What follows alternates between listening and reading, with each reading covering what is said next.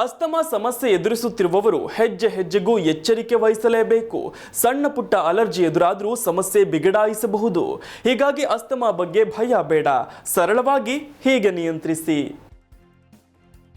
Asthma ಭಯ ಬೇಡ, ಸರಳವಾಗಿ ಹೀಗೆ ನಿಯಂತ್ರಿಸಿ. ಶ್ವಾಸಕೋಶದ ಕ್ಷಮತೆ ಉಡುಗಲು ಪ್ರಮುಖ ಕಾರಣ ಅಸ್ತಮಾ. ಶ್ವಾಸಕೋಶಕ್ಕೆ ಗಾಳಿಯನ್ನು ಒದಗಿಸುವ ನಾಳಗಳು ಕಿರಿದಾದಾಗ ಅಥವಾ ಕೆಲವು ಮುಚ್ಚಿ ಹೋದಾಗ ಅಗತ್ಯವಿರುವಷ್ಟು ಪ್ರಮಾಣದ ಆಮ್ಲಜನಕವನ್ನ ಹೀರಿಕೊಳ್ಳಲು ಶ್ವಾಸಕೋಶಕ್ಕೆ ಸಾಧ್ಯವಾಗುವುದಿಲ್ಲ.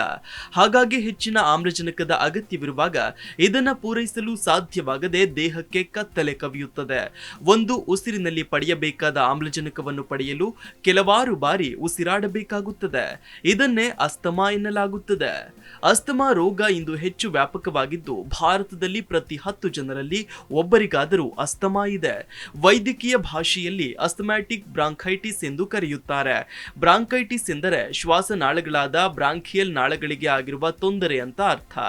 ಇದು ಮಾರಕ ಅಲ್ಲದಿದ್ದರೂ ಸೂಕ್ತ ಆರೈಕೆ, ಮಾಹಿತಿ ಮತ್ತು ಔಷಧಿಗಳ ಕೊರತೆಯಿಂದ ಜನರು ಅಸ್ತಮಾ ಆಘಾತಕ್ಕೆ ಒಳಗಾಗುತ್ತಾರೆ.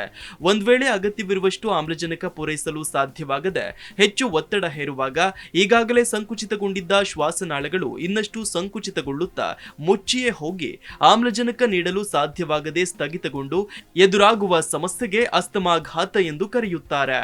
ಅಸ್ತಮಾ ಲಕ್ಷಣಗಳ ಬಗ್ಗೆ ಹೇಳೋದಾದ್ರೆ ಎದೆಯ ಭಾಗದಲ್ಲಿ ಬಿಗಿದಂತಾಗುವುದು, ಉಸಿರಾಡಲು ಕಷ್ಟವಾಗುವುದು, ಸತತವಾದ ಕೆಮ್ಮು, ಕಫದ ಉತ್ಪಾದನೆಯಲ್ಲಿ ಹೆಚ್ಚಳ, ಉಸಿರಾಡುವಾಗ ಸೀಟಿ ಹೊಡೆದಂತೆ ಸದ್ದು ಬರುವುದು ಅಂದರೆ ವೀಸಿಂಗ್, ಈ ರೀತಿಯ ಲಕ್ಷಣಗಳು ಕಂಡುಬರ್ತವೆ.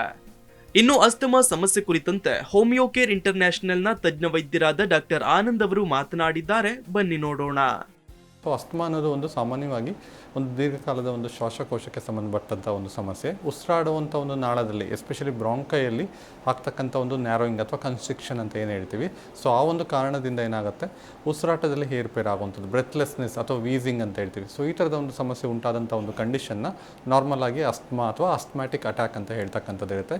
ಈ ಅಸ್ತಮಾ ಅನ್ನೋ ಒಂದು ಸಮಸ್ಯೆ ಸಾಮಾನ್ಯವಾಗಿ ಏನಾಗುತ್ತೆ, ಒಂದು ಸ್ಟ್ರಾಂಗ್ ಫ್ಯಾಮಿಲಿ ಹಿಸ್ಟ್ರಿ ಇದ್ದಂಥವ್ರಲ್ಲಿ ಬರುವಂಥದ್ದು, ಜೊತೆಗೆ ಮಕ್ಕಳಲ್ಲಿ ಹೆಚ್ಚಾಗಿ ನಾವು ನೋಡ್ತಕ್ಕಂಥದ್ದು ಇರುತ್ತೆ.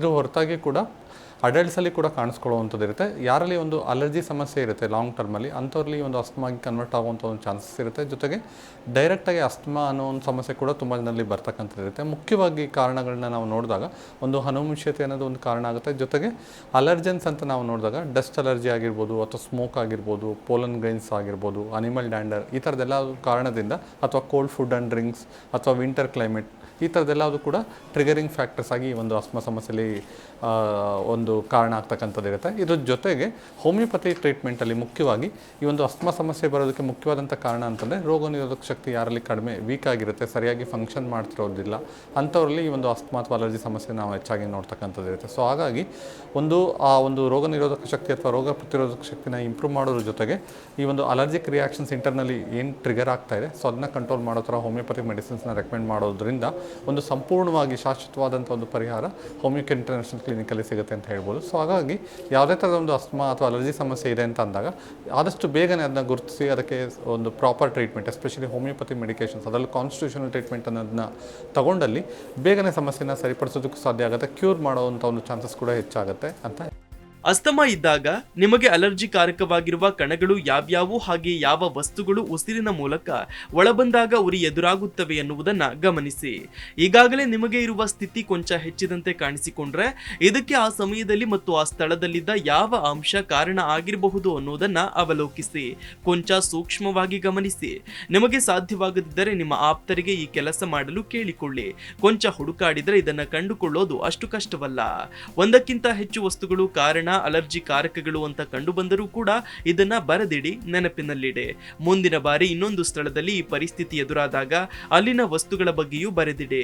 ಇವೆರಡರಲ್ಲಿಯೂ ಸಮಾನವಾಗಿರುವ ವಸ್ತುಗಳು ನಿಮಗೆ ಅಲರ್ಜಿ ಕಾರಕವಾಗಿರುವ ಸಾಧ್ಯತೆ ಹೆಚ್ಚಾಗಿದ್ದು ಇನ್ನು ಒಂದೆರಡು ಬಾರಿ ಹೀಗೆ ಪರೀಕ್ಷಿಸಿ ನೋಡಿದಾಗ ಖಚಿತ ಮಾಹಿತಿ ದೊರಕುತ್ತದೆ. ಈ ವಸ್ತುಗಳಿಂದ ಅಂದ್ರೆ ಅಲರ್ಜಿ ಕಾರಕಗಳಿಂದ ಆದಷ್ಟು ದೂರವಿರಿ ಅಥವಾ ಸೂಕ್ತ ರಕ್ಷಣೆಯನ್ನ ಪಡೆದುಕೊಳ್ಳಿ. ಈ ಪರಿಸ್ಥಿತಿಯನ್ನು ಎದುರಿಸಲು ಸದಾ ಸನ್ನದ್ಧರಾಗಿರಿ. ನಿಮ್ಮ ಔಷಧಿಗಳನ್ನ ಎಂದಿಗೂ ಮರೆಯದಿರಿ. ನಿತ್ಯದ ಔಷಧಿಗಳನ್ನ ಸದಾ ನಿಮ್ಮೊಂದಿಗೆ ಕೊಂಡೊಯ್ಯಬೇಕು. ಕಾರಣಾಂತರಗಳಿಂದ ತಡವಾದರೆ, ಹಾಗೆಯೇ ಆ ಸಮಯದಲ್ಲಿ ಔಷಧಿ ಇಲ್ಲದಿದ್ದರೆ ಇದು ನಿಮ್ಮ ಆರೋಗ್ಯಕ್ಕೆ ಮಾರಕವಾಗಬಹುದು. ಅಸ್ತಮಾ ಯಾವಾಗ ಬೇಕಿದ್ದರೂ ಆಘಾತದ ಮೂಲಕ ಎರಗಬಹುದು. ಹಾಗಾಗಿ ನಿಮಗೆ ವೈದ್ಯರು ನೀಡಿರುವ ಔಷಧಿಗಳನ್ನ ಸಾಕಷ್ಟು ಪ್ರಮಾಣದಲ್ಲಿ ಸದಾ ನಿಮ್ಮೊಂದಿಗೆ ಇರಿಸಿಕೊಂಡಿರಬೇಕು. ಇನ್ಹೇಲರ್ ಸದಾ ಜೇಬಿನಲ್ಲಿಯೇ ಇರಲಿ. ಅಸ್ತಮಾ ಆಘಾತ ಯಾವುದೇ ಮುನ್ನೆಚ್ಚರಿಕೆ ಇಲ್ಲದೆಯೇ ಎರಗುತ್ತದೆ ಹಾಗೂ ಆಘಾತ ಎದುರಾಗುವ ಸಮಯದಲ್ಲಿ ನಿಮಗೆ ನೆರವು ನೀಡುವ ಆಪದ್ಬಾಂಧವ ಎಂದರೆ ನಿಮಗೆ ನೀಡಲಾದ ಇನ್ಹೇಲರ್ ಉಪಕರಣ ಮಾತ್ರ. ಬೇರೆ ಯಾವುದೇ ವ್ಯಕ್ತಿ ಆ ಸಮಯದಲ್ಲಿ ಹತ್ತಿರ ಇದ್ದರೂ ಅವರು ಅತಿ ಹೆಚ್ಚು ಎಂದರೆ ನಿಮ್ಮನ್ನ ವೈದ್ಯಕೀಯ ನೆರವು ದೊರಕಿಸುವಲ್ಲಿ ನೆರವಾಗುತ್ತಾರೆಯೇ ಹೊರತು ಇನ್ನೇನು ಮಾಡಲು ಅಸಹಾಯಕರಾಗಿರುತ್ತಾರೆ. ಹಾಗಾಗಿ ನಿಮ್ಮ ಇನ್ಹೇಲರ್ ಸದಾ ನಿಮ್ಮೊಂದಿಗೆ ಇರಬೇಕು, ಎಲ್ಲಿ ಹೋದರೂ ಸದಾ ಕೊಂಡೊಯ್ಯಬೇಕು. ಅಲ್ಲದೆ ಸಾಮಾನ್ಯವಾಗಿ ಇದರಲ್ಲಿ ಎಷ್ಟು ಬಾರಿ ಉಪಯೋಗಿಸಬಹುದು ಅನ್ನೋದನ್ನ ನಮೂದಿಸಲಾಗಿರುತ್ತೆ. ಈ ಪ್ರಮಾಣ ಪೂರ್ಣವಾಗಿ ಮುಗಿಯುವ ಮುನ್ನವೇ ಹೊಸತೊಂದನ್ನು ಜೊತೆಯಲ್ಲಿಯೇ ಇರಿಸಿಕೊಳ್ಳಬೇಕು. ಸುಮಾರು ಅರ್ಧಕ್ಕೂ ಮೀರಿ ಖಾಲಿಯಾಗಿದೆ ಎಂದಾಕ್ಷಣ ಇನ್ನೊಂದನ್ನು ಜೊತೆಯಲ್ಲಿ ಇರಿಸಿಕೊಳ್ಳಬೇಕು. ಯಾವುದಕ್ಕೂ 2 ಇನ್ಹೇಲರ್ಗಳನ್ನು ಇರಿಸಿಕೊಳ್ಳುವುದೇ ಉತ್ತಮ. ಯಾಕಂದ್ರೆ ಯಾವುದೋ ಕಾರಣದಿಂದ ನಿಮ್ಮ ಇನ್ಹೇಲರ್ ನಲ್ಲಿ ಸಾಕಷ್ಟು ಔಷಧಿ ಇದ್ದು ಆ ಸಮಯದಲ್ಲಿ ತೆರೆದುಕೊಳ್ಳದೆ ಇದ್ದರೆ ಅಥವಾ ಗಡಿಬಿಡಿಯಲ್ಲಿ ಇದರ ತುದಿ ಮುರಿದು ಹೋದ್ರೆ 2ನೆಯ ಇನ್ಹೇಲರ್ ಆಪದ್ಬಾಂಧವನಾಗುತ್ತದೆ. ಧೂಮಪಾನ ಬಿಡಿ. ಧೂಮಪಾನ ಯಾವುದೇ ವ್ಯಕ್ತಿಗೆ ಹಾನಿಕಾರಕ ಹೌದು, ಆದ್ರೆ ಅಸ್ತಮಾ ರೋಗಿಗಳಿಗೆ ಇದು ಸಾವಿನ ಸರದಾರ. ಒಂದ್ ವೇಳೆ ನೀವು ಧೂಮಪಾನಿಯಾಗಿದ್ದು ನಿಮಗೆ ಅಸ್ತಮಾ ಇದ್ದರೆ ಧೂಮದ ಕಣಗಳು ನಿಮಗೆ ಅಲರ್ಜಿಕಾರಕ ಅಲ್ಲದಿದ್ದರೂ ಕೂಡ, ಅಂದ್ರೆ ಹಾಗಿದ್ದುದಕ್ಕೆ ಇದುವರೆಗೆ ನೀವು ಜೀವಂತರಿದ್ದೀರಿ. ಇಲ್ಲದಿದ್ರೆ ಪ್ರತಿ ಬಾರಿ ಹೊಗೆ ಎಳೆದುಕೊಂಡಾಗಲೂ ನಿಮಗೆ ಅಸ್ತಮಾ ಆಘಾತ ಎದುರಾಗಬೇಕಿತ್ತು. ಆದ್ರೂ ಸರಿ, ಇದು ನಿಮ್ಮ ಈಗಿರುವ ಅಸ್ತಮಾ ಸ್ಥಿತಿಯನ್ನ ಉಲ್ಬಣಿಸಬಹುದು. ಅಷ್ಟೇ ಅಲ್ಲ, ನೀವು ಸ್ವತಃ ಧೂಮಪಾನಿ ಅಲ್ಲದಿದ್ದರೂ ಇತರರು ಬಿಡುವ ಹೊಗೆಯು ನಿಮಗೆ ಮಾರಕವಾಗಬಹುದು. ಈ ಸಂದರ್ಭ ಎದುರಾದ್ರೆ ತಕ್ಷಣ ನಿಮ್ಮ ಬಳಿ ಇರುವ ಯಾವುದೇ ವಸ್ತ್ರದಿಂದ ಮೂಗನ್ನ ಮುಚ್ಚಿಕೊಳ್ಳಿ. ಇನ್ನು ಅಸ್ತಮಾ ರೋಗಿಗಳಿಗೆ ಭಾರಿ ವ್ಯಾಯಾಮ ಮಾಡುವಂತಿಲ್ಲ ನಿಜ, ಆದ್ರೆ ವ್ಯಾಯಾಮವೇ ಬೇಡ ಎನ್ನಲಾಗದು. ಯಾಕಂದ್ರೆ ಶ್ವಾಸಕೋಶದ ಸ್ನಾಯುಗಳನ್ನ ಬಲಪಡಿಸಲು ವ್ಯಾಯಾಮ ಅಗತ್ಯ. ಒಟ್ಟಾರೆ ಆರೋಗ್ಯ ಸಮತೋಲನದ ತೂಕವನ್ನ ಉಳಿಸಿಕೊಳ್ಳಲು ವ್ಯಾಯಾಮ ಅಗತ್ಯ. ನಿಮ್ಮ ಸಾಮರ್ಥ್ಯಕ್ಕೆ ಎಷ್ಟು ಸಾಧ್ಯವೋ ಅಷ್ಟು ವ್ಯಾಯಾಮ ಮಾಡಲೇಬೇಕು. ಏನು ಆಗದಿದ್ದರೂ ಸರಿ, ಸಾಕಷ್ಟು ನಡಿಗೆಯನ್ನಾದ್ರೂ ನಡೆಯಲೇಬೇಕು. ಆದ್ರೆ ವ್ಯಾಯಾಮ ಪ್ರಾರಂಭಿಸುವ ಮುನ್ನ ನಿಮ್ಮ ಅಸ್ತಮಾ ನಿಯಂತ್ರಣದಲ್ಲಿದೆ ಅನ್ನೋದನ್ನ ಖಚಿತಪಡಿಸಿಯೇ ಪ್ರಾರಂಭಿಸಿ. ನಿಮ್ಮ ಮಾನಸಿಕ ನೆಮ್ಮದಿಯೂ ಅಸ್ತಮಾ ರೋಗವನ್ನ ನಿಯಂತ್ರಣದಲ್ಲಿ ಇರಿಸಲು ಅಗತ್ಯವಾಗಿದೆ. ಮಾನಸಿಕ ಒತ್ತಡಕ್ಕೂ ಅಸ್ತಮಾ ಆಘಾತಕ್ಕೂ ನಿಕಟ ಸಂಬಂಧವಿರುವುದನ್ನ ಅಧ್ಯಯನಗಳು ತಿಳಿಸಿವೆ. ಹಾಗಾಗಿ ಆದಷ್ಟು ಮಾನಸಿಕ ಒತ್ತಡಕ್ಕೆ ಒಳಗಾಗದಿರುವಂತೆ ನೋಡಿಕೊಳ್ಳಿ. ಹೆಚ್ಚು ಹೆಚ್ಚು ಹಣ್ಣು ತರಕಾರಿಗಳನ್ನ ಸೇವಿಸಿ. ಹಣ್ಣುಗಳಲ್ಲಿ ಉತ್ತಮ ಪ್ರಮಾಣದ ಆಂಟಿ ಆಕ್ಸಿಡೆಂಟ್ಗಳಿವೆ. ಅಲ್ಲದೆ ರೋಗ ನಿರೋಧಕ ಶಕ್ತಿಯನ್ನ ಉತ್ತಮಗೊಳಿಸಲು ವಿಟಮಿನ್ ಸಿ ಕೂಡ ಅಗತ್ಯ. ಇವುಗಳ ಜೊತೆಗೆ ಪ್ರೋಟೀನ್ ಹಾಗೆಯೇ ಇತರ ಪೋಷಕಾಂಶಗಳು ಕೂಡ ಅಗತ್ಯವಾಗಿವೆ. ಈ ಅಂಶಗಳು ಹೆಚ್ಚಿರುವ ಆಹಾರಗಳಾದ ಬಸಳೆ ಸೊಪ್ಪು, ಪಾಲಕ್, ಸ್ಟ್ರಾಬೆರಿ, ಬ್ರೋಕೊಲಿ, ಟೊಮ್ಯಾಟೊ ಮೊದಲಾದವನ್ನ ಆದಷ್ಟು ಹಸಿಯಾಗಿ ಅಥವಾ ಬೇಯಿಸಿ ಸೇವಿಸಿ.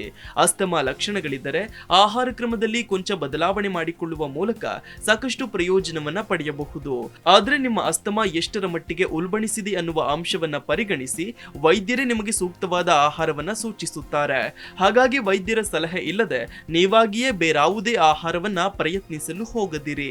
ಯಾವುದೇ ಸಂದರ್ಭ ಎದುರಾದರೆ ಉದ್ವೇಗಕ್ಕೊಳಗಾಗದಿರಿ. ಮಾನಸಿಕ ಕಾರಣಗಳು ಅಸ್ತಮಾ ಲಕ್ಷಣಗಳನ್ನ ಉಲ್ಬಣಿಸುತ್ತವೆ. ಅಮೆರಿಕದ ಶ್ವಾಸಕೋಶ ಸಂಸ್ಥೆ ದೀರ್ಘ ಉಸಿರಾಟದ ವ್ಯಾಯಾಮವನ್ನ ಮಾಡಿ ಸ್ನಾಯುಗಳನ್ನ ಸಡಿಲಿಸುವ ಮೂಲಕ ಒತ್ತಡದ ಸನ್ನಿವೇಶಗಳಲ್ಲಿ ಮಾನಸಿಕ ನಿರಾಳತೆ ದೊರಕುತ್ತದೆ ಅಂತ ವಿವರಿಸುತ್ತದೆ. ಹಾಗಾಗಿ ಯಾವುದೇ ಸಂದರ್ಭ ಎದುರಾದರೂ ಸರಿ, ನೀವು ಈ ಬಗ್ಗೆ ತಲೆ ಕೆಡಿಸಿಕೊಳ್ಳದೆ ಆರಾಮಾಗಿರಿ. Desk bureau, Zee Kannada news. Zee Kannada news ಈಗ ನಿಮ್ಮ ಮನೆಯಲ್ಲೇ ನೋಡಿ. ಎಲ್ಲ ಕೇಬಲ್ಗಳಲ್ಲಿ ಈಗ ಲಭ್ಯ.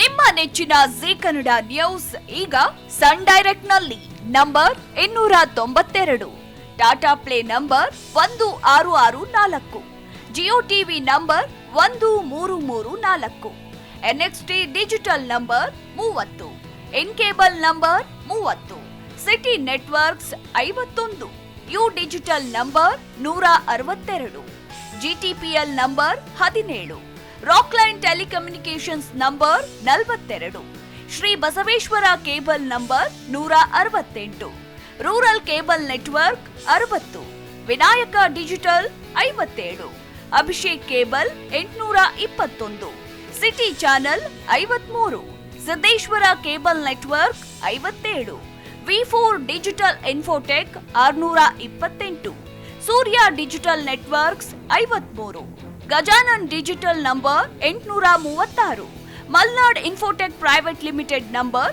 56, Metrocast number 830, victory digital number 167ರಲ್ಲಿ ನೋಡಿ ಆನಂದಿಸಿ.